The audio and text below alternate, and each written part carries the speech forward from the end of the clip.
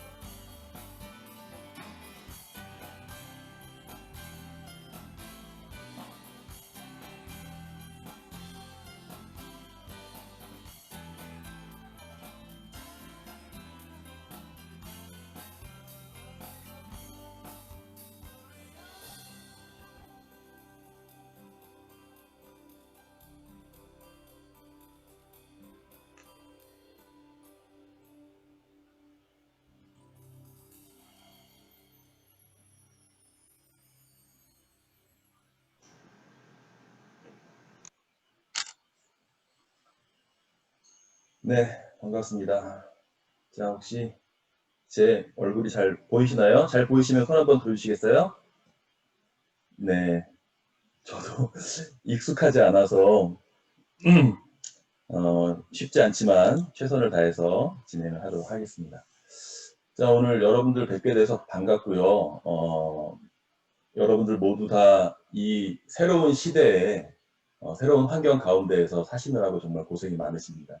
저희 그 직무부서 컨설턴트 양성 과정도 저는 사실 비대면 과정을 진행하지 않으려고 했어요. 그래서 여러 기관에서 그 비대면 교육에 대한 어떤 그런 요청이 들어왔을 때 나랑은 상관없다. 아, 그거는 잘하시는 분들이 하시라고 하고 저는 그냥 대면으로 진행할게요. 이렇게 거절을 했는데 안 되겠더라고요.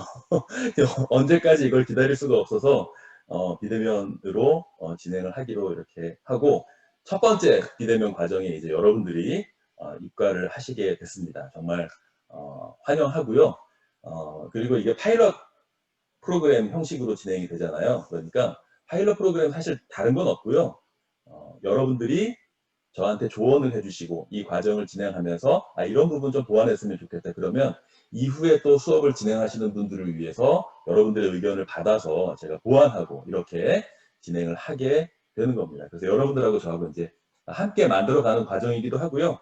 제가 요만큼 좀 미흡한 부분이 있어도 여러분들이 좀 양해를 해주시기를 부탁을 드리겠습니다. 아, 이거 정말 심장이 쿵쾅쿵쾅 뛰네요. 제 앞에 막 모니터도 막 여러 개 있고 그러다 보니까 제가 오리엔테이션 영상에서 말씀드린 것처럼 이 비대면으로 진행하는 교육이라고 하더라도 학습 효과가 떨어지지 않도록 하기 위해서 나름 굉장히 공부를 많이 했어요. 그래서 사실은 뭐 구글 클래스룸이라던가 여러 가지 그런 어, 장치들을 제가 몰랐는데 적용을 시켜서 학습 효과를 좀 높이도록 준비를 했고요. 또 이제 저도 비대면에 익숙하지 않지만 여러분들도 익숙하지 않은 분들이 계시잖아요, 분명히. 그래서 여러분들이 좀 비대면에 익숙하지 않다고 하더라도 잘 좀 학습에 적응할 수 있도록 하기 위해서 제가 조교님을 따로 모셨습니다. 우리 조교님은 아까 그 저희 이전 기수에서 활동하셨던 그 영상들 제가 좀 보여드렸는데 거기서 강의 영상으로 잠깐 모습을 비춘 우리 김윤호님이시고요. 김윤호님은 왜 화면에 안 보이시죠? 마이크 화면 켜서 네 김윤호님도 이제는 다들 화면을 켜주세요. 참 이제는 다들 화면을 켜주시고 저기 마크님께서 손 한번 들어주세요. 마크님, 네 김윤호님 조교님이십니다. 그래서 여러분들도 아마 이 비대면 클래스에 익숙하지 않은 분들이 계실 거예요. 제가 사전에 조사를 해보니까 한 60% 정도는 이번 클래스가 처음이야, 비대면에. 그래서 어려움이 생길 때마다 우리 마크님한테, 마크 조교님한테 그 어려움을 말씀해 주시면 적극적으로 도움을 드리도록 하겠습니다. 자, 아까도 말씀드렸지만 이게 처음 진행하는 비대면 과정이다 보니까 요만큼 아쉬운 부분 좀 있을 거예요. 그 아쉬운 부분, 여러분들의 그 학습에 대한 열정으로 좀 채워주시기를 부탁을 드리겠습니다. 자, 그러면 지금부터 이제 본격적으로 수업을 진행할 텐데요. 자, 네. 자, 제가 영상을, 자, 이제 PPT 보이시나요? 우리가 이 세상에서 수많은 행위들을 한단 말입니다. 그런데 이 수많은 행위들은 절대 그냥 하지 않아요. 이 둘을 하는 이유가 있어요. 그 이유가 뭐냐? 어떤 특정한 상태를 만들기 위해서 우리는 이 둘을 하는 거예요. 예외가 없습니다. 예외가 없어요. 자, 가령 예를 들어서 청소를 한다라고 하는 이 두는 어떤 상태를 만들기 위해서 할까요? 채팅창에다가 한번 적어주실래요? 청소를 한다라고 하는 이 두는 어떤 상태를 만들기 위해서 할까요? 그렇죠. 깨끗한 상태, 청결한 상태를 만들기 위해서 이 청소를 한다라고 하는 두를 하겠죠. 자, 그런데 어떤 사람들은 스트레스를 풀기 위해서 청소하는 사람들이 있어요, 없어요? 있죠. 스트레스 풀기 위해서 청소하는 사람들이 있어요.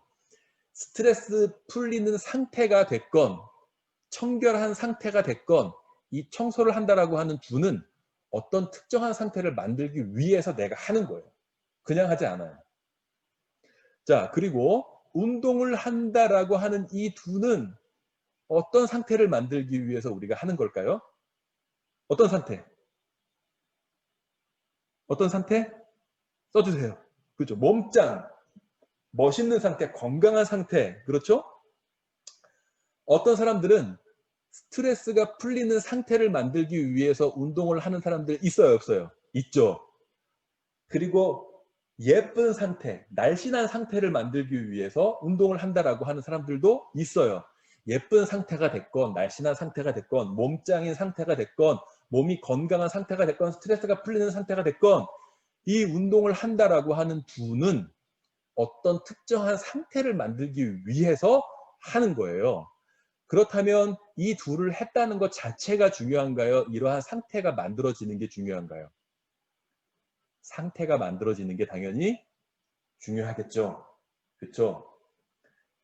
자, 우리가 회사에서 하는 굉장히 사소한 두에도 이 B가 있습니다. 여러분들 제가 퀴즈를 내드릴 테니까 한번 맞춰보세요. 팩스를 보낸다 라고 하는 두는 어떤 상태를 만들기 위해서 하는 걸까요? 채팅창에다가 팩스를 보낸다라고 하는 이 두는 우리가 어떤 상태를 만들기 위해서 하는 걸까요? 써보세요. 모두 다 써주세요. 모두 다. 정보를 전달하는 상태. 그쵸? 정보 전달. 자, 정보를 전달한다. 이것은 두예요, 비예요? 자, 이것은 두입니다. 자, 이것은 두예요. 우리가 비중심의 사고를 하는 연습이 필요한데 여러분들 회사 직원들 다 필요해요. 자, 그렇죠. 정보 인지. 이 팩스 안에 담겨있는 이 정보를 상대방이 정확하게 인지하는 상태를 만들기 위해서 우리는 팩스를 보낸다라고 하는 이 둘을 하는 거예요. 그렇다면 이 팩스를 보낸다라고 하는 이 행위가 중요한가요? 이 정보를 상대방이 인지하는 게 중요한가요? 당연히 2번이 중요하죠. 이 정보를 상대방이 인지하는 게 중요하죠. 그런데 두에다가 방점을 찍고 일을 하는 사람들은 팩스를 보내면 제가 할 일 다 했는데요. 팩스를 보내면 내가 할 일 다 한 거예요. 그런데 B에다가 방점을 찍고 일을 하는 사람들은 팩스를 보냈다고 하더라도 내가 할 일이 아직 다 끝나지 않았어. 왜? 중요한 거는 팩스를 보냈다라고 하는 이 두의 사실이 아니라 이 정보를 상대방이 정확하게 인지하는 상태를 만드는 게 중요하기 때문에 B 중심으로 일을 하는 사람들은 팩스를 보낸 다음에 뭘 한다? 손으로 전화를 한다. 그렇죠? 그래서 제가 조금 전에 팩스 보내드렸는데 그거 받으셨나요?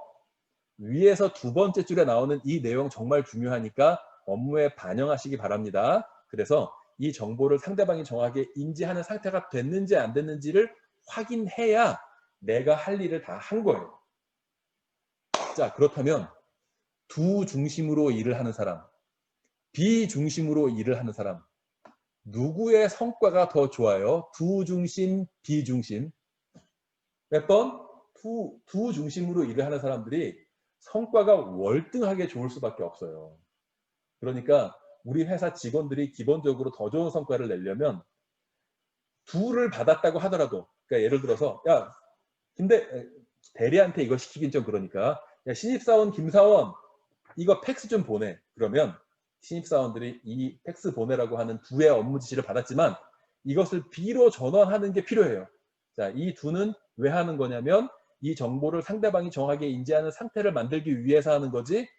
그렇다면 팩스를 보내고 정확하게 인지하고 있는지 아닌지 확인하고 그래야만 내 일이 끝난 거야. 이렇게 비중심으로 일을 하는 습관이 들여졌을 때 기본적으로 직원들의 성과가 좋아지는 거예요. 그래서 우리는 직무 분석을 통해서 각각의 직무 수행자들이 어떠한 B를 만들어내는 것이 중요한지를 직무 분석을 통해서 도출해서 직무 기술서에다가 적어서 사람들한테 알려주는 거예요. 당신이 업무상에서 만들어야 하는 중요한 B는 이런 겁니다. 그래서 사람들이 비중심적인 사고로 일을 할 수 있도록 이 직무 기술서가 도와주는 거죠. 아시겠죠? 자, 이게 바로 이 B에 대한 목표가 바로 성과 목표예요. 내가 뭘 하겠다. 이것은 성과 목표예요? 아니에요? 아니에요. 자, 그런데 여기서 또 잠깐 다른 얘기를 좀 하자면 우리가 사업계획 수립할 때도 예를 들어 2021년 인사팀 사업계획, 2021년도 인사팀의 목표는 이겁니다. 평가제도 설계. 자, 이거 2021년도 인사팀의 성과 목표로 적절해요? 평가제도 설계하겠다? 아니에요. 아니, 이건 목표가 아니야. 이건 성과 목표가 아니야. 우리 회사가 예를 들어서예요. 여러 가지 성과 목표를 설계하는 둘을 하는 여러 가지 이유가 있겠지만 예를 들어서 우리 회사가 성과 중심의 조직 문화가 정착될 필요가 좀 있어요. 너무 성과 중심의 조직 문화가 없어. 성과 중심으로 일하는 문화가 없어. 그래서 성과 중심의 조직 문화를 만들어낼 필요가 있을 것 같아요. 그래서 인사팀은 내년도에 성과 중심의 조직 문화를 정착시키도록 하겠습니다. 그러려면 뭘 하는 게 좋을까? 성과평가 제도를 만들도록 하겠습니다. 라고 하는 액션 플랜이 되는 거지, 이 성과평가 제도를 만든다라고 하는 것 자체가 성과 목표는 될 수 없습니다. 구분되시죠? 제가 저희 사무실에 문을 딱 열고 들어왔어요. 그랬더니 사무실이 너무 더러운 거예요. 그러면 머릿속에 이 사무실이 청결해져야 될 필요가 있겠는데 그러면 내가 뭘 하면 좋을까? 청소를 하자. 이 흐름이 상식적으로 맞잖아요. 제가 그냥 사무실 청소를 해야지. 가만히 있어보자. 그런데 이 청소를 한다라고 하는 둘을 통해서 어떤 상태를 만들까? 이거를 그 다음에 생각하는 건 상식적으로 말이 돼요? 안 돼요? 안 돼요. 그런데 많은 회사가 사업계획 수립할 때 내년도에 우리 팀은 뭘 할게요? 그 다음에 목적에다가, 가만히 있어봐. 목적에다가 뭘 적을까? 이게 그 다음에 따라와요. 그거는 청소를 해야지. 가만히 있어봐. 내가 이 청소를 왜 해야 하는 걸까? 왜 하는 걸까? 이거를 생각하는 거고 똑같아요. 말이 안 돼요. 자, 우리 회사의 여러 가지 상황을 보니까 어떤 상태가 만들어져야 될 필요가 있어요. 그래서 그 상태를 우리 팀이 내년도에 만들겠습니다. 그런데 그 상태를 만들려면 우리 팀이 이 일을 하는 게 좋을 것 같아요. 이 일 몇 월 달까지 끝낼게요. 그리고 이 일을 하려면 어느 정도의 예산이 필요합니다. 이런 인력들도 필요해요. 하면서 이제 인력 계획과 예산 계획이 따라오는 거죠. 자, 이 흐름으로 사업 계획이 이루어져야 된다. 이거에 대한 목표가 없이 다짜고짜 이거를 하겠다? 그런 건 세상에 존재할 수 없는 억지의 일이죠. 억지의 일. 네. 일을 위한 일이 되는 거예요. 그런 것들이 바로. 자, 성과 목표라고 하는 것은 부가 아니라 비에 대한 목표다. 그리고 또 중요한 것은 여러분들 회사의 직원들이 비 중심으로 일하는 습관을 만들어 주자라는 것을 여러분들이 결심만 하셔도 저는 그냥 오늘 여기서 종강해도 네, 될 것 같습니다. 네. 자, 농담이고요. 자,